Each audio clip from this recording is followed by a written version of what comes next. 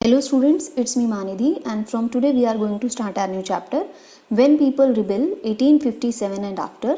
This is the fifth chapter of your history book और इस chapter को start करने से पहले मैं आपको बता दूं कि हमने जो लास्ट 4 चैप्टर्स किए थे उसमें हमने देखा था कि ब्रिटिशर्स की पॉलिसी की वजह से इंडियन पीपल बहुत ज़्यादा परेशान थे, चाहे वो लैंडलॉर्ड्स हों, पेजेंट्स हों, फार्मर्स हों, सिपॉयज़ हों, किंग्स हों, नवाब्स हों या ट्राइबल ग्रुप्स हों, कोई भी हो, वो सभी जो इंडिया में जो रह रहे थे उस टाइम पे, जो डिफरेंट एरियाज़ में रह रहे थे, वो ब्रिटिशर्स की पॉलिसी से परेशान थे और वो कहीं ना कहीं किसी एरिया में रिबेल कर रहे थे। तो और ये क्या होता है कि 1857 में हम देखेंगे कि वो कौन से कॉजेज़ थे जिसकी वजह से लोगों ने एक साथ मिल के इतने लार्ज स्केल पे रिबेल रिवोल्ट किया और उसके बाद क्या होता है। ठीक है, ये सब हम पढ़ने वाले हैं। तो यहाँ पे सबसे पहले बात करते हैं कॉजेज़ में। सबसे पहले देखते हैं नवाब्स लूज देयर पावर, कि जो नवाब्स थे उनकी पावर ख़त्म होने लगी थी।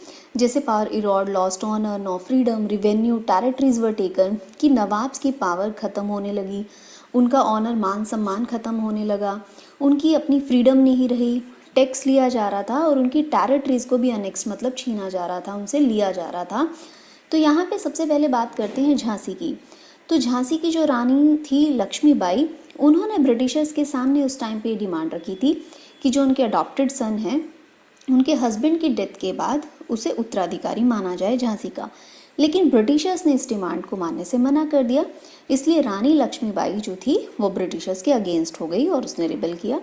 पेशवा बाजीराव सेकंड के जो अडॉप्टेड सन थे नाना साहेब, उन्होंने ब्रिटिशर्स के सामने ये रिक्वेस्ट रखी कि उनके फादर की डेथ के बाद जो पेंशन उनके फादर को मिल रही है वो पेंशन उन्हें मिले, लेकिन ब्रिटिशर्स ने इस चीज़ को भी डिनाई कर दिया। इसलिए नाना साहेब भी ब्रिटिशर्स के अगेंस्ट हो गए। अवध जो था, अवध में क्या होता है कि सब्सिडरी अलायंस जो है इम्पोज की जाती है अवध के ऊपर। और लेकिन बाद में क्या होता है कि लॉर्ड डलहौजी वहाँ पे कहते हैं कि अवध का जो रूल है वो प्रॉपरली नहीं हो रहा, इसलिए उसमें सुधार की ज़रूरत है और इस टेरिटरी को वो लोग अनेक्स कर लेते हैं, कैप्चर कर लेते हैं। ठीक है।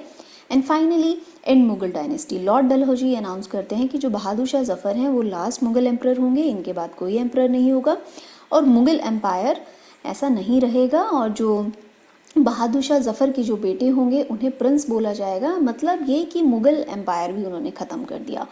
तो ये सब रीज़न रहे जिसकी वजह से जो नवाब थे, किंग, क्वींस थे, वो सब ब्रिटिशर्स के अगेंस्ट हो गए। ठीक है। अब हम बात करते हैं पेजेंट्स एंड सिपॉयज़ की। देखिए क्या होता है कि पेजेंट और जमींदार जो थे, किसान और जो जमींदार से, उनसे हाई टैक्सेस लिया जा रहा था और रिजिड मेथड यूज़ किया जा रहा था। मतलब उन्हें एक तो टैक्स पे करना पड़ रहा था, ऊपर से मेथड्स जो थे वो भी अच्छे नहीं थे। ठीक है, कि अगर कोई लोन पे नहीं कर पा रहा तो उसे अपनी ज़मीन से हाथ धोना पड़ता था, कि मतलब उसकी ज़मीन जो छीन ली जाती थी। इंडियन सिपॉयज़ पे अलाउंसी सर्विस, ये भी एक रीज़न था कि जो इंडियन सिपॉय थे उस टाइम पे, उनका जो वेतन भत्ता, जो सर्विस थी, जो सेवाएं थी, वो अच्छी नहीं थी, नहीं दी जा रही थी।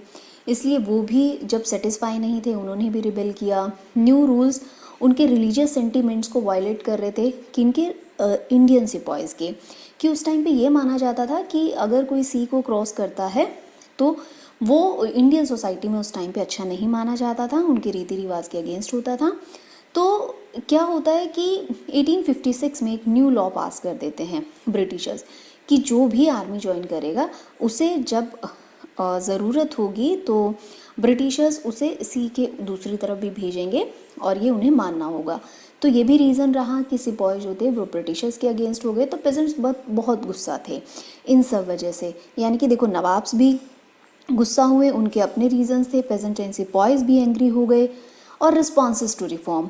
और दूसरी तरफ क्या होता है कि कुछ लॉ जो हैं वो पास किए गए इंडिया में उस टाइम पे। हालांकि ये जो लॉ पास किए गए थे ये बहुत अच्छे थे, बट उस टाइम पे जो पीपल थे वो उन जो लॉ को मानने के लिए रेडी नहीं थे। जैसे सती प्रथा को स्टॉप किया गया, री मैरिज ऑफ विडोज़ की, इसका लॉ पास किया गया, तो इंग्लिश एजुकेशन को प्रमोट किया गया।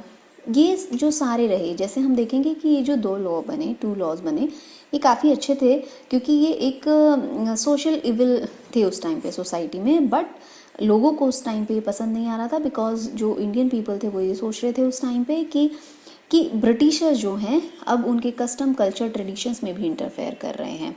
इंग्लिश एजुकेशन को प्रमोट किया, क्रिश्चियन मिशनरीज़ को प्रमोट किया, और ये भी कहा गया कि जो भी अपने आप को कन्वर्ट करता है, अगर पीपल का कन्वर्जन होता है क्रिश्चियन मिशनरीज़ के थ्रू, तो उन्हें अपनी प्रॉपर्टी पे राइट दिया जाएगा जो उनका पहले ही था। Britishers destroying religion, custom, traditional way. लोगों ने सोचा कि ये जितनी भी जो चीज़ें हो रही है इससे उनके रिलीजन, उनके कस्टम, उनके ट्रेडिशनल जो वे हैं वो डिस्ट्रॉय हो रहे हैं। तो ये भी रीज़न था कि जो बाकी जो लोग थे वो भी ब्रिटिशर्स के अगेंस्ट हो गए। अब यहाँ देखते हैं through the eyes of the people. एक म्यूटिनी, जो एक रिबेल था, वो एक महाविद्रोह बन के सामने आया। सबका एक ही कॉमन एनिमी था, कौन? ब्रिटिशर्स। और उस टाइम पे जो विद्रोह हो रहा था उसको ऑर्गेनाइज, कम्युनिकेट करने की ज़रूरत थी, इनिशिएटिव लेने की ज़रूरत थी। तो after 100 years company face massive rebellion, यानी कि जो चीज़ें धीरे धीरे हो रही थी, क्या होता है कि 1857 में ये सारी चीज़ें एकदम से लोगों का गुस्सा भड़क के सामने आता है और लोग बड़े एंग्री थे उस टाइम पे। तो कंपनी को ये मैसिव रिबेलियन जो फेस करना पड़ा, में 1857 में स्टार्ट हो गया था। सिपॉय मतलब प्रॉपरली, ठीक है। सिपॉय मेटनाइट बिगिनिंग इन मेरठ, कि जो सिपॉय जो कि मेटनाइट थे वो मेरठ से बिगनिंग होती है, कि एक ये महा जो विद्रोह होता है, जो सिपाही का जो विद्रोह होता है मेरठ से स्टार्ट होता है और ये बहुत बड़े लार्ज स्केल पे जाता है, ठीक है। तो यहाँ तक आपने देखा कि क्या कॉजेज़ रहे। नवाब्स की पावर छीनी जा रही थी, वो अपना ऑनर जो लॉस्ट उनका हो रहा था, फ्रीडम लॉस्ट हो रही थी। देन हम देखते हैं कि पेजेंट सिपॉयज़ भी अगेंस्ट हैं ब्रिटिशर्स के, वो जो लोग भी हैं डिफरेंट एरियाज़ में वो भी ब्रिटिशर्स के अगेंस्ट हो जाते हैं।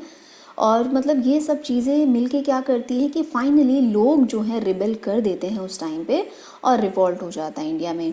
तो बाकी क्या करेंगे, आगे का चैप्टर हम नेक्स्ट वीडियो में कवर करेंगे।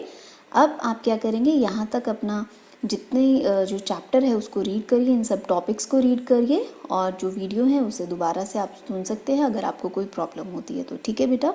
Okay students, good luck.